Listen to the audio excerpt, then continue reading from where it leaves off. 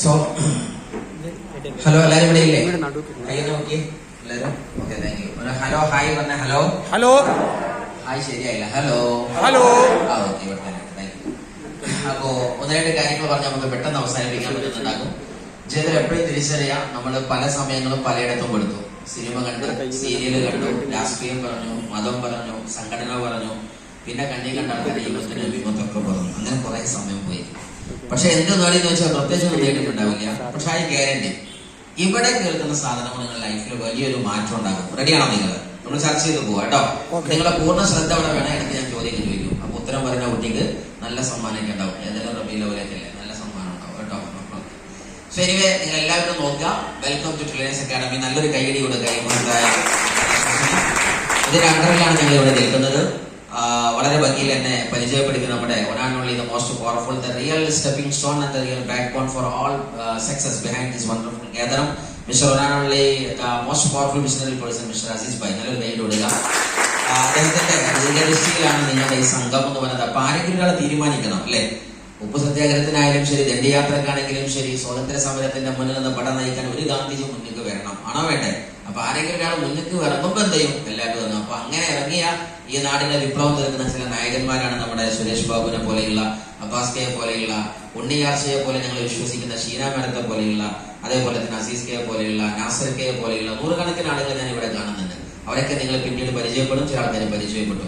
എന്തായാലും ശരി, നിങ്ങൾ ഇന്നോട് ഒരുമിച്ച് കൂടിയിരിക്കുന്നത് ഈ മഹത്തായ ഓർഗനൈസേഷന്റെ അണ്ടറിലെ പവർഫുൾ ആയ ഓർഗനൈസേഷനാണ് നമ്മുടെ ബിന്ദു കൃഷ്ണ എന്ന് പറയുന്ന ഫാമിലി നയിക്കുന്ന ടസ്കേഴ്സ് ഓഫ് ട്രില്ലേഴ്സ്. നല്ലൊരു കൈഡി അവർ കൊടുക്കുക.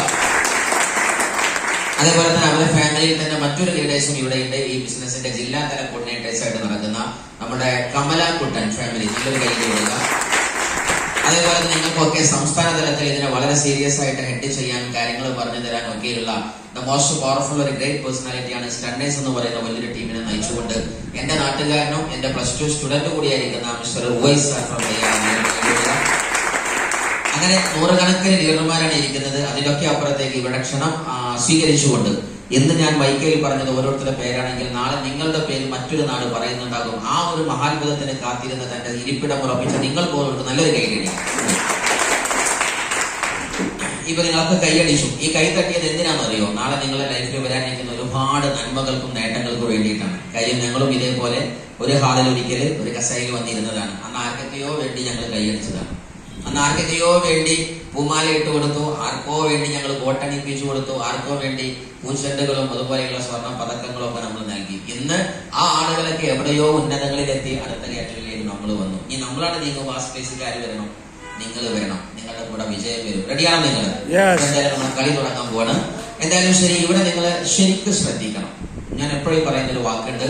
നമ്മൾ ക്ലാസ്സിലേക്ക് വെള്ളം വഹിക്കുന്ന സമയത്ത് സ്പെഷ്യലി ശ്രദ്ധിക്കാനുള്ള സാധനം ക്ലാസ് ഇളകരുത്. ഇളകിയ എന്ത് ചെയ്യും? വെള്ളം പുറത്തോട്ട് തുളുമ്പും. എങ്ങനെ ക്ലാസ് ഇളകരുത്? എനിക്കറിയാം, ഞാൻ കേട്ടിട്ടുണ്ട്. ഇത് കേട്ടിട്ട് വേണം വേറെ ചെയ്യാൻ. സാറ് വേഗം പറയും. ഞാൻ ക്ലാസ് ഇളകിക്കൊണ്ടെന്നാൽ മനസ്സാകുന്ന പാനപാത്രത്തിന്റെ അചഞ്ചലമായിരിക്കുന്ന നിശ്ചലാവസ്ഥ ഇല്ല എങ്കിൽ എപ്പോഴും അക്ഷരമാകുന്ന, വിജ്ഞാനമാകുന്ന, അറിവാകുന്ന ഈ ജലധാര ഒരിക്കലും കൃത്യമായി അതിനകത്ത് പതിക്കൂല. പതിക്കോ? അതിങ്ങനെ ഇളകിക്കൊണ്ടിരിക്കും. എസോർണോ? അതേപോലെ ക്ലാസ് കമിഴ്ത്തി വെക്കാനും പറ്റൂല. അപ്പോഴും വെള്ളം പുറത്തേക്ക് തന്നെ പോകും. ആണോ അല്ലേ? കാര്യം എന്താ? അതിന്റെ ബാക്ക് ഭാഗത്തിൽ വയ്ക്കുന്നത് വെള്ളം കൊണ്ട് തുളുമ്പി പോകും. ക്ലാസ് എങ്ങനെ വെച്ചാലും അതിൽ വെള്ളം നിറയില്ല. നിങ്ങൾ പറ. ക്ലാസ് വെള്ളം ഓൾറെഡി നിറച്ചു വെച്ചിട്ടുണ്ടെങ്കിൽ പിന്നെ വെള്ളം വലിയ കാര്യം ഉണ്ടോ? അതും പറ്റില്ല. 3 രൂപത്തിലും പറ്റില്ല. പിന്നെ എങ്ങനെയാ ക്ലാസ് വെക്കേണ്ടത്? വെള്ളം ഒഴിക്കുന്ന സ്ഥലത്തേക്ക് കാലിയാക്കി വെക്കണം. ഇതേപോലെ ഇത് വിവരമാണ്, അറിവാണ്. ഈ ജലധാര നിങ്ങളുടെ ഹൃദയമാകുന്ന ക്ലാസ്സിലേക്ക് വരണമെങ്കിൽ ഹൃദയം തുറന്നു വെക്കണം. ഞാനിത് കേൾക്കുക തന്നെ ചെയ്യട്ടെ. സാറ് പറഞ്ഞ പോലെ ഒരുപാട് സിനിമ കണ്ടു, ഒരുപാട് സീരിയൽ കണ്ടു, ഒരുപാട് കളിതമാശകൾ പറഞ്ഞിരുന്നു, കല്യാണ പന്തൽ ഒരുപാട് പറഞ്ഞിരുന്നു, അതുപോലെ രാഷ്ട്രീയം പറഞ്ഞിരുന്നു. പക്ഷെ ഇത് അതൊന്നും അല്ലല്ലോ. നമ്മളെ ലൈഫുമായി ബന്ധപ്പെട്ട എന്തോ സാരിയാണ് അത്ര. റെഡിയാണോ നിങ്ങൾ കേൾക്കാൻ? റെഡിയാണെന്ന് കൈവക്കിയാണ്. ലാസ്റ്റ് വരെ ഉണ്ടാവണം കേട്ടോ. നടുവൊന്ന് വണ്ടിയിൽ നിന്ന് ഇറങ്ങരുത്. ഞാൻ സ്പെഷ്യലി പറയാണ്. കാര്യം നമ്മൾ 1000 കിലോമീറ്റർ യാത്രകൾ 500 കിലോമീറ്റർ ഞങ്ങൾ കാട്ടിലേക്ക് ഇറങ്ങിയത്. അപ്പൊ പറയുന്നത് ആ ചങ്ങായി 500 കിലോമീറ്റർ ഞങ്ങൾ കാട്ടിലിറക്കി എന്ന് പറയുന്നത്. കാരണം എന്റെ വണ്ടി 1000 കിലോമീറ്റർ ഞാൻ ആദ്യം പറഞ്ഞിരുന്നു. അത് 999 എത്തിയാലും ഇറങ്ങിയത്. ഞാൻ വണ്ടി നിർത്തിയാലേ ഇറങ്ങാൻ പറ്റുള്ളൂ. ക്ലിയറാണോ നിങ്ങൾ? നടുവിൽ എവിടെ ഇറങ്ങിയിട്ട് വന്യജീവി പിടിച്ചാലും ഞാൻ ഉത്തരവാദിയല്ല കേട്ടോ. അപ്പൊ ക്ലിയർ ആയിട്ട് ഇവിടെ ശ്രദ്ധയിലുണ്ടാവുക. സോ നല്ലൊരു കൈഡി. അത് നല്ലൊരു കയ്യിൽ കാണാം. ചില ആൾക്കാർ കൈ അടിച്ചിട്ടില്ല. ഞാൻ എന്തിനാ കൈ അടിക്കുന്നുള്ളത് അല്ലെ? നല്ല ഹൃദയ വിശാലത ഉള്ള ആൾക്കാർ കൈ അടിച്ചാണ്. ഹൃദയ വിശാലത. Thank you. എല്ലാവർക്കും ഹൃദയ വിശാലത അല്ലെ? ഇനി വിശാലമായ ഹൃദയം കൊണ്ട് നിങ്ങളത് നോക്കുക.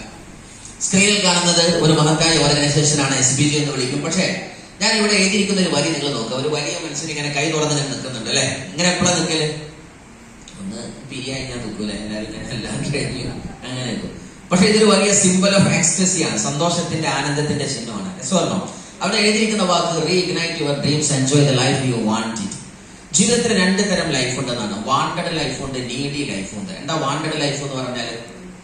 എനിക്കത് കിട്ടിയേ പറ്റൂ എന്ന തോന്നലിലുള്ള ജീവിതത്തെ എന്ത് വിളിക്കാം? വാണ്ടഡ് ലൈഫ് എന്ന് വെക്കാം. നീഡി ലൈഫോ അത് കിട്ടിയില്ലെങ്കിലും കുഴപ്പമില്ല, നല്ലതായിട്ട് ഇങ്ങനെ കണ്ടു പോകാം. ഏതുപോലെ നിങ്ങൾക്ക് ഇപ്പോ വീട്ടിൽ നിന്ന് ഇങ്ങോട്ട് ബസ്സിൽ വന്ന ആൾക്കാർ കൈ നോക്കിക്കാനും, ബസ്സിൽ വന്ന ആൾക്കാർ ഓക്കെ, സ്കൂട്ടി ബൈക്കിൽ വന്ന ആൾക്കാർ ഓക്കെ, ഇതൊക്കെ നിങ്ങളുടെ നീഡാണ്. ഏത്? ബസ് കിട്ടിയാലേ ഞാൻ ഇവിടെ എത്തും. സ്ഥലത്തിന്റെ പേര് കട്ടാങ്ങൽ. ഓക്കെ, കട്ടാങ്ങൽ ജംഗ്ഷനിലേക്ക് ഞാൻ എത്തുന്നത് ബസ്സിലായിരിക്കണം, ബൈക്കിലായിരിക്കണം. നിങ്ങളെ നീഡാണ്. ഒരു ചെറിയ ഹാജത്ത് എന്ന് വേണമെന്ന് പറയാം. അറബിയിൽ പറയുന്ന വാക്ക് ഹാജത്ത്. നേരെ ബസ്സിന് വാണ്ടാകും. എപ്പോഴും അറിയോ, എനിക്ക് കട്ടാങ്ങൽ മീറ്റിങ്ങിന് പോകണം, പക്ഷെ ഞാൻ ബെൻസിലേ പോകും. അപ്പൊ എന്തായി? അത് വാണ്ടായി. ആ വസ്തുക്കളൊക്കെ ഇല്ല. അതെല്ലാത്തൊരു പരിഹാരം ഓൾറെഡി ഉണ്ട് താനും. പക്ഷെ നിങ്ങൾക്ക് ബൈക്കല്ല വേണ്ടത്, എന്തെന്നെ വേണം? ബെൻസ് തന്നെ വേണം. അതെന്താണ്? വാണ്ടാണ്. അപ്പൊ നീഡും വാണ്ടുള്ള വ്യത്യാസം മനസ്സിലായോ? ജീവിതത്തിനെ ബ്യൂട്ടി ആക്കുന്നത് വാണ്ടുകളാണ്, നീഡുകളല്ല. നീഡ് എന്താണ്? നിങ്ങൾ രാവിലെ ഒരു കട്ടൻ കാപ്പിയും 2 ബിസ്ക്കറ്റും കഴിച്ചാലും നീഡാണ്, വയറ് നിറഞ്ഞല്ലോ. നേരെ പക്ഷെ ഞാൻ രാവിലെ കഴിക്കുന്ന കാപ്പി നിതാംബാനി കഴിക്കുന്ന 3 ലക്ഷത്തിന്റെ കാപ്പിയാണ് ഉപദ്രവിക്കുന്നത്. അറിയാവോ? എന്ന് അന്വേഷിക്കാൻ മതി കേട്ടോ. ഞാൻ എപ്പോഴും മുംബൈയിൽ പോകുന്ന സമയത്ത് ആ സാധനങ്ങളെ കോപ്പി എടുത്തിട്ട് ആ ട്രെയിനിൽ തിരിച്ചു വരാം. അപ്പോ അവരെ പോലെ അല്ലെങ്കിൽ അവരെ പോലെ വേണമെന്നില്ല. നിങ്ങൾക്ക് ഇന്ന് എന്തുണ്ട്? സുന്ദരമായ ഒരു വീടുണ്ട്, മേ ബി 1 CR 2 CR ഒരു വീടുണ്ട് വിചാരിച്ചു, അല്ലെങ്കിൽ 2 ലക്ഷത്തിന്റെ വീടുണ്ട്. പക്ഷെ നിങ്ങളെ മനസ്സ് പറയാണ് എനിക്ക് 100 കോടിന്റെ വീട് തന്നെ വേണം. അത് ഇപ്പോഴത്തെ വീട്ടിൽ വർക്ക് കിട്ടാത്തതുകൊണ്ടല്ല, പിന്നെന്താണ്? ഞാൻ അതിനേക്കാൾ സ്വീകരിക്കാൻ ഈ ഭൂമിയിൽ അവകാശമുള്ളവരാണ്. ഈ ദൈവം എന്നെ ഭൂമിയിലേക്ക് അയച്ചത് ഈ സർവ്വ സമ്പന്നതക്കും എല്ലാവിധ നന്മകൾക്കുമാണ്. അതൊക്കെ സ്വീകരിക്കാൻ ഞാൻ ബാധ്യസ്ഥനാണ്. അതല്ലെങ്കിൽ ഇന്ന് നിങ്ങൾ ഒരു പക്ഷെ 10 ആളുകൾക്ക് 20 ആളുകൾക്ക് ചെറിയ ചെറിയ സഹായം ചെയ്യുന്നുണ്ട്. പക്ഷെ നിങ്ങളെ മനസ്സ് പറയാണ് എനിക്ക് 10 ആളെ സഹായിച്ചാൽ പോലെ 10,000 ആളുകളുടെ ജീവിതത്തിൽ എനിക്ക് മാറ്റം ഉണ്ടാവണം. അത് വാണ്ടാണ്. അപ്പൊ മനസ്സിലായോ? തന്റെ ചിന്തയുടെ നെക്സ്റ്റ് ലെവലിനെ എന്ത് വിളിക്കാം? വാണ്ട് എന്ന് വിളിക്കാം. അപ്പൊ ജീവിതം രക്ഷപ്പെടണമെന്നുണ്ടെങ്കിൽ നിങ്ങൾക്ക് എന്ത് വേണം? വാണ്ടഡ് ലൈഫിന്റെ ബാക്കിൽ പോകണം. ഏത് ലൈഫിന്റെ ബാക്കിലല്ല? നീഡി ലൈഫിന്റെ ബാക്കിലല്ല, അപ്പുള്ള ലൈഫിന്റെ ബാക്കിലല്ല. നമ്മളെ വിജയം കിടക്കുന്നത് വാണ്ടഡ് ലൈഫാണ്. അതിനെന്താ ചെയ്യാനുള്ളത്? Ignite your dreams. സ്വപ്നത്തെ കത്തിക്കണം. ജീവിതത്തിൽ ഏറ്റവും രസകരമായിരിക്കുന്ന ഒരു മൊമെന്റ് ഏതാണ്? സ്വപ്നമാണ്. സ്വപ്നങ്ങൾ ആൾക്കാർ കൈവയ്ക്കുകയാണ്. സ്വപ്നമുള്ളവർ നമുക്കൊക്കെ സ്വപ്നമുണ്ട് അല്ലെ? അതിന് തൊട്ടുമുന്നങ്ങൾ എല്ലാവരും ഉറങ്ങുന്നു അല്ലെ? കണ്ട സ്വപ്നം അല്ലെ? അങ്ങനെയല്ല സ്വപ്നത്തെ കുറിച്ച് മിസ്റ്റർ APJ അബ്ദുൽ കലാം പറഞ്ഞത്. എന്താണ്? What that let not you to sleep. നിന്നെ ഉറങ്ങാൻ അനുവാദിക്കാത്തത് എന്താണോ അതാണ് സ്വപ്നം. ആണോ അല്ലേ? ഉറക്കത്തിൽ കാണുന്നതല്ല സ്വപ്നം. നിന്നെ എന്താണോ ഉറങ്ങാൻ അനുവദിക്കാത്തത് അതാണ് സ്വപ്നം. എന്ന് പറഞ്ഞാൽ നിങ്ങൾ എങ്ങനെ കിടന്നുറങ്ങാൻ ശ്രമിച്ചാലും ആരോ വന്നിട്ട് പറയാം ഉറങ്ങല്ല, നീ നേടാനുള്ളവനാണ്. പറക്കാൻ ഇനിയും there is sky limit. മോളെ, നിനക്ക് പറക്കാൻ ഇനിയും അനധി വിദൂരമല്ലാത്ത ലോകമുണ്ട്. നിനക്ക് ഇനിയും ഒത്തിരി കൂടി a step forward, ഒരിക്കൽ കൂടി ഒരു സ്റ്റെപ്പ് കൂടി ഇനിയും പോകാൻ നിനക്കുണ്ട്. അപ്പൊ ഉറങ്ങാൻ തോന്നൂല, ഇരിക്കാൻ തോന്നൂല. ആ സ്വപ്നം ഉണ്ടോ എന്നാ ചോദ്യം. ഇത് ഉറക്കാൻ കിട്ടുന്നത് വർക്കൗട്ടില്ല, ഇരുത്തായിട്ട് ഇരിപ്പൊട്ടുന്നില്ല. അങ്ങനെ വീണ്ടും വീണ്ടും നേടണമെന്ന് വിജയിക്കണമെന്ന് തോന്നുന്ന ആ മനസ്സിനെയാണ് സ്വപ്നം. എന്ന് ശരിക്കും ആലോചിച്ച് നോക്കുക. ഈ മനുഷ്യന് മാത്രം ദൈവം കനിഞ്ഞേകിയ മഹാത്ഭുതമാണ് ഇത് സ്വപ്നം അല്ലേ? നിങ്ങൾ ആലോചിച്ചൊക്കെ പാലിയോളത്തിക്ക് നിയോളത്തിക്ക് ഏജ്, സുമേറിയക്കാരുടെ കാലഘട്ടം, അതുപോലെ വെങ്കല ശിലായുഗം കേട്ടിട്ടില്ലേ നിങ്ങൾ? പണ്ട് കാലത്തെ ACBC എന്നൊക്കെ പറയില്ലേ, പ്രാചീന ശിലായുഗങ്ങളെ കുറിച്ച് കേട്ടിട്ടുണ്ടോ സ്കൂളിലൊക്കെ അല്ലേ? അന്നത്തെ ആളുകളൊക്കെ പൂച്ചയുടെ വസ്ത്രം എന്തായിരുന്നു? ആർക്കും പറയാൻ പറ്റുമോ? പൂച്ചയുടെ വസ്ത്രം പാന്റ് ആയിരുന്നു, ലുങ്കി ആയിരുന്നു. ആന സാരി ചുറ്റിയിരുന്നോ? പശു ചുരിദാർ ഇട്ടിരുന്നോ? അങ്ങനെ കണ്ടില്ല? നിങ്ങളാരും കണ്ടില്ല? നിങ്ങളെ നാട്ടിൽ അങ്ങനെ ശ്രദ്ധിക്കാത്തവരാണ്. പരുന്ത് ഫർദ്ദട്ട് നടത്തി, നിങ്ങൾ അറിയണോ? അറിയില്ല? അങ്ങനെ ഒന്നുമില്ലായിരുന്നു. 1000 കൊല്ലം മുമ്പും 10,000 കൊല്ലം മുമ്പും പൂച്ചയും ആനയും പരുന്തും കാക്കയും പറവയും എല്ലാവരും ധരിച്ച എന്താണോ കോലം അതന്നെയാണ് ഇപ്പോഴും. ഓർമ്മോ? പക്ഷെ മനുഷ്യനോ? 10,000 കൊല്ലങ്ങൾ മുമ്പ് മനുഷ്യൻ അന്ന് ധരിച്ചത് ഇലകളായിരുന്നു, സസ്യത്തിന്റെ ബാക്കി പത്രങ്ങളായിരുന്നു, മരത്തിന്റെ തൊലിയായിരുന്നു. ആണോ അല്ലേ? അതിനുശേഷം അടുത്ത ശീലത്തിലേക്ക് വന്നു, അടുത്ത സ്റ്റെപ്പിലേക്ക് വന്നു. അങ്ങനെ 1000ാമത്തെ സ്റ്റെപ്പൊക്കെയാണ് എന്ത് ഈ കോട്ടായി, ഈ തുണിയായി, ഈ മുണ്ടായി, ഈ നിൽക്കുന്ന കുപ്പായും ഷർട്ടും തട്ടമായി വന്നത്. ക്ലിയർ ആണോ അല്ലേ? മനുഷ്യരങ്ങനെ മാറിയിട്ടില്ലെങ്കിലോ? വയസ്സൊക്കെ വരുന്നുണ്ടാവും ചേമ്പിന്റെ ലേറ്റ് ബുദ്ധിക്കാണ്. ഇങ്ങനെ വരും ചേമ്പിന്റെ. പുറത്ത് ചെരുപ്പിന് പകരം പുള്ളി ചേമ്പിന്റെ ലേക്കാണ്. കാരണം എന്താ, ഓരോരുത്തർ വന്ന ചേമ്പിന്റെ അരി അതേപോലെയുള്ള മരത്തിന്റെ തുലിയൊക്കെ ഉണ്ടാവും. ആണോ അല്ലേ? പക്ഷെ why do we wear this kinds of the clothes? ഇങ്ങനത്തെ വസ്ത്രം നമ്മൾ ധരിക്കാനുള്ള കാരണം എന്താ? ആരോ ഒരാൾ മാറി ചിന്തിച്ചതാണ്. ക്ലിയർ ആണോ അല്ലേ? അല്ലേ? അപ്പൊ ആരോ ഒരാളുടെ ചിന്തയിൽ നിന്നാണ് ഇതുണ്ടായത്. ആണോ അല്ലേ? ആരോ ഒരാൾ ചിന്തിച്ചതാണ് നിങ്ങൾ ഇരിക്കുന്ന കസാര. ആണോ അല്ലേ? പലയിൽ നിന്ന് ചോദിച്ച ആൾക്കാർ കഴിയുകയാണ്. വീട്ടിലൊക്കെ പലമ്പരയിൽ നിന്ന് ചോദിച്ച ആൾക്കാർ അല്ലേ?